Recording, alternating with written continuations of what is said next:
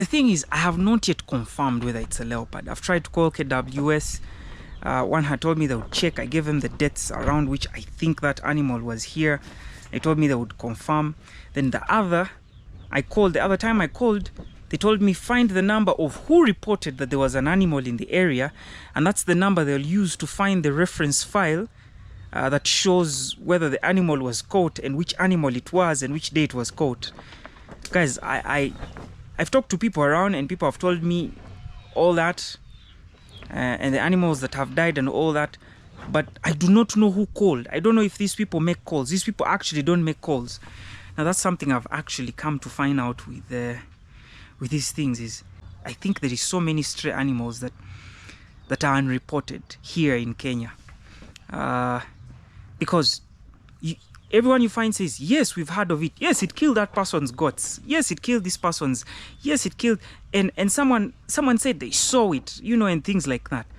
But do you know who reported? Can you give me that person? We don't know who reported. We don't know if they reported. Everyone said they saw this. The same case comes to hyenas. I've seen a hyena. This guy, my neighbor, has goats. So he takes his goats out to graze. And so he told me one night he's coming back and he sees the hyena. And this guy has many dogs. He has like 8 dogs, and they usually go with him with his goats and sheep. So he said his dogs were trying to attack the hyena to scare it off, but it would just move back a little, and then stare at him. So I'm like, what? And he's like, yeah. So he said he had his torch, he flashed it, he saw it and all that stuff. But I'm like, did you report? He's like, no. It's normal sightings here. I didn't report. So many of these things go unreported, and I did the same thing myself. After my animals were attacked, I didn't report to KWS to tell them, there's something here. So maybe I would have been the reference. But guys, whatever that thing was, I'm going to keep calling it a leopard, because I took the footprints. I took a picture of the footprints. And then I went online and looked for footprints of animals. I'm not a master at these, but I looked for these things, and what I found is the footprint that I saw was similar to that of a cheetah and a leopard. But then I think for a cheetah is big and leopard is small, so I couldn't tell whether this was bigger or small. I think it was big. So that's why I was thinking it was a leopard. And then the other thing is, I thought a leopard would be more likely to come to this kind of setting than a cheetah, but a cheetah too can stray into this, so it can happen. Hi guys, this is a brief week 7 of growing food highlights. This tiny thing I built to hold the trays fell. I'm laughing, but it's a lot of work putting things back, so I've had to put that post there to support it further. I'm going to put another post here. So it was only holding on by the screws. I saw that earlier. I think I just thought it would hold. I just thought, I'm done with it. It's done. Yeah, but I think you have to take extra precaution and check everything out really well. Tomatoes are down there. We'll put them back up here. We are transplanting the butternuts. We've already transplanted the zucchinis. They're already out there doing well. I'm transplanting the butternuts and the watermelons here. We've not had even growth for watermelon, but I think next time we'll have a better growth. I'm also transplanting the broccoli and the spinach over there, and the coriander. Those are some of the things that I'll be doing for week 8.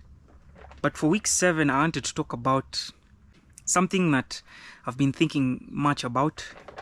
The scariest part was not starting my chicken business and the chickens have been eaten and all that, so I've made losses and all that. That wasn't scary at all. Well, I was disappointed. Okay, the chickens have been eaten. They were left with a week for us to process them and sell them. But that wasn't the scariest part. The scariest part was I'm raising my daughters here. I have my wife here, and there's a leopard in the area. 2022 was a very dry year, so we had stories in Kenya of animals straying into neighborhoods to look for water and food, because I think even the animals they prey on were away looking for water. So you'd find, you know, one animal would stray into people's neighborhoods. If you guys know, Nairobi is, I think, the only capital city bordering a game park, and there's lions. So you hear stories of lions in a place called Rongai, or lions in a place called Langata, Wilson Airport area, which is where I studied some time back. So there's times we would wake up and there's an alert of be careful, there's a lion that's walking around. Sometimes it happens here in Kenya. So or you find cars driving and there's lions in the road. So, you know, it happens. But man, that was crazy. That was crazy. I woke up, I stood at the window of my house and looked out, because I would just look out to see the chickens. And then when I looked out, I'm seeing white and red, and I'm seeing white scattered all over the farm. And man, that was scary, man. That was scary. I'm down here and I look there. That's where that tractor was. So I'm going to show you the video. It looks very, not very nice, but I want you guys to look at it and see. This is what remained of the chicken tractor. I don't know what animal this is. Looks like a, well, there's been reports of a hyena here. These are the footprints here. I don't know if that's clear. It looks like a big paw there. It's quite big. So it decimated all the chickens and only 3 survived. Then it moved this tractor from here, where the tire is, all the way to there, and broke the net. This net's quite hard. It's hard to be, but this thing literally broke through it and got in there and grabbed the chicken, and then it came and broke here and broke this whole thing just like that. This is like, there's chicken wire and there's the wire, there's this heavy wire just broke in, and I think, I don't know, it just got into those other chickens. I just can't, just got in there and decimated one in there kabisa fully, and then just got in here and just killed all these. And of the 21 that we had left, only 3 survived. So yeah, that's stuff. Now that was some of the scariest stuff that I've had here. It took a lot of guts to stay. Later on, I had the KWS came and caught the leopard, whatever it was. I came here. There was chickens all over that side. There's a chicken that ran there. There's chickens here. There was chickens scattered all over here, and the tractor was around there. And so I come here and I'm seeing paws, like PAW paws. So then I had a story of someone lost 11 goats before me, and I had these stories after my chickens were eaten. So there's a neighbor, well, they're close by, like 600 meters from my farm. It killed 11 goats. Then my neighbor over that side, there's a neighbor that side that had 5 sheep. It killed all the 5 sheep and tried to drag one. I think it's a farm over that side there. And all these are stories I had, and I was like, okay. So these are stories I had after I had lost my chickens. Man, that was the scariest thing that could ever happen on the farm. I think that's the scariest thing. I've seen lots of, you know, wildlife here. Porcupines, I've seen mongoose, I've seen antelopes, small antelopes that are called dik-diks here. I've not seen a hyena, but that time in 2022, we would hear hyenas cry in the night. There was a hyena crying down there. There was a hyena crying in the forest there. There's a time I woke up at 3 and it sounded like there was a hyena right behind my house. There's a land there that's 2 acres, my neighbor's land. So this hyena it seemed big, like a male, and usually they do the whoo, whoo. So it's not like they're laughing all the time, because we always think hyenas are laughing. This one wasn't laughing. It was just doing a sound like ooh, ooh, ooh, ooh. So usually it's ooh, ooh. But this one was deeper. Ooh, ooh, ooh, ooh. Now, this was a male hyena, I think so. Guys, I woke up, it was around 3 a.m. and I froze. Like, I froze. I couldn't do anything. Like, I couldn't move my hand. I'm like, I'm the man of the house and I'm so scared.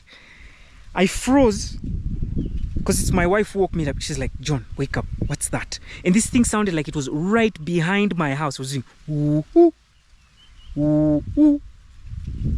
Yeah, I've seen snakes. I've actually killed a snake myself. But man, this thing was right behind my house. Ooh, ooh, ooh, ooh, ooh, ooh. So I woke up. I froze. My wife is looking at me. She's like, what do you think that is? I'm like, okay, it won't get into the house. But the fact that this thing is just crying behind my house just freaked me out. I'm like, do I want to continue staying with my family here? I picked up my phone, so the time it was 3 a.m. And man, I was like, man, this is crazy. My dog had just had puppies. So what I did is I locked my dog in the kennel. And I just locked it in there because I was like, she's a mother. She's just had a puppy, so it's not good for her to be out. So I locked her in there. Now, I think if I had left her out, this thing, the leopard would have killed her and the puppies too. Walking to this place was the scariest bit because I was like, in case this thing's still around, it could come for me. As I go through week 7 of 23 weeks of growing food, I thank God that He gave me the courage to stay here. I wasn't being foolish, but I had the courage to stay here. But also, as a man, I grew more wiser in how I should protect my family. So I've had to set up more measures on how I should protect my family because, you know, you never know, something like that could happen. Guys, in the night at 11 a.m., I walked up to the tractor to check on the chickens, and I had asked someone to buy me, I needed drugs for my daughter. My daughter wasn't feeling well. So I asked someone, bike riders, boda riders, to get me drugs. I think it was drugs, or it was diapers and drugs for my daughter. And then he brought those. And I walked up to the fence there to pick them because he used that direction. He didn't go through the gate. So I walked to that place to pick those things. And I actually think that leopard was in the bush somewhere there because it probably had seen these chickens before. Because it was roaming this place. So it probably knew there were chickens there. It was food. So I think it was actually there. And man,